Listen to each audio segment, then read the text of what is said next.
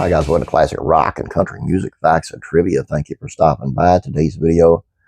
Rest in peace, Brian Wilson, a founding member of the Beach Boys and true music pioneer.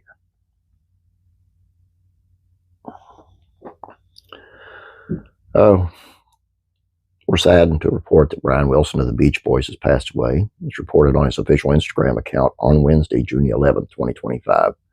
His children used the artist's social media account to share the sad news, saying, "We are heartbroken to announce that our beloved father, Brian Wilson, has passed away. We're at a loss for words right now. Please respect our privacy at this time as our family is grieving. We realize that we are sharing our grief with the world. Love and mercy."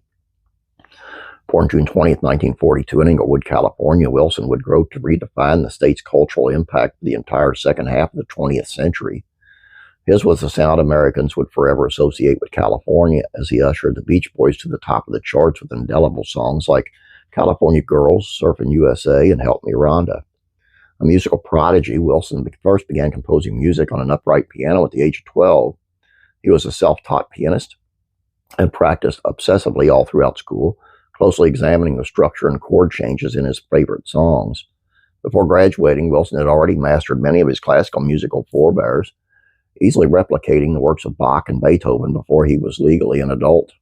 Surfer Girl, Wilson's first entirely original melody, was crafted in 1961. Wilson employed his brothers Dennis and Carl, as well as their first cousin Mike Love, to perform his original music, as well as covers of famous songs as the Pendletones. Soon friend Al Jardine rounded out the lineup with his rhythm guitar and harmonious vocals. The group's songs were promising enough that they were signed to Candix Records, who changed their band's name to the Beach Boys. Demo recordings of later famous tracks like 409 and Surfin' Safari followed.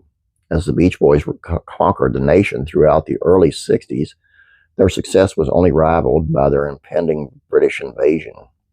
By February of '64, Beatlemania was sweeping the states, and Wilson's compositional supremacy was threatened.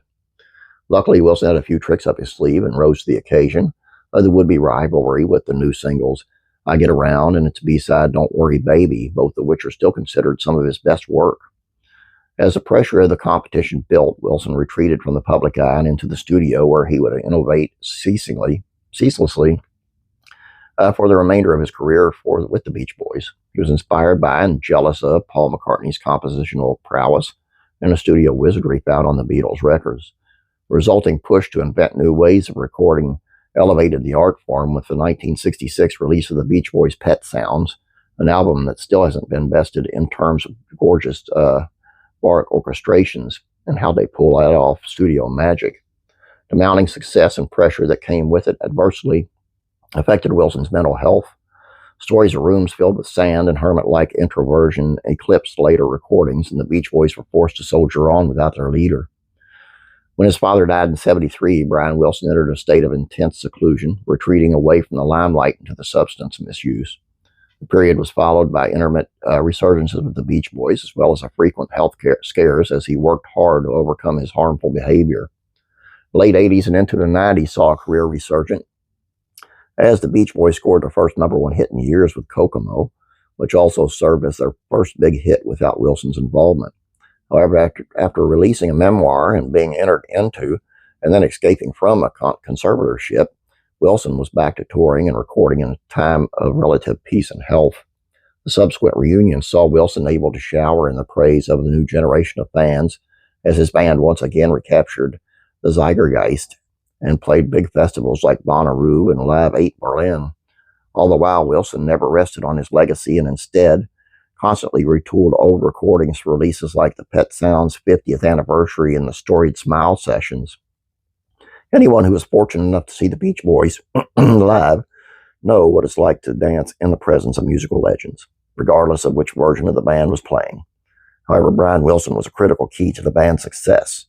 While the Beach Boys will probably continue to tour without him, it is important to remember that Wilson wasn't just the most important Beach Boy, but he may have very well been the most important artist in American music history during the latter half of the 20th century. It is musical genius. Excuse me, straight up. There ain't much and being a genius that way can be hard on you mentally. And it's just, you know, I don't know. You can't say enough good things about Brian Wilson and the Beach Boys. I mean, the great harmonies. Are just a really great band. And I would love to have seen them back in the day, but never had the opportunity. If you did, if you guys seen them, let me know in the comments, and I'd be happy to talk to you about it, because I'd really like to hear. Please subscribe if you have not yet. Please like this video. I appreciate it. You guys have a great day. God bless you, and I'm praying for you.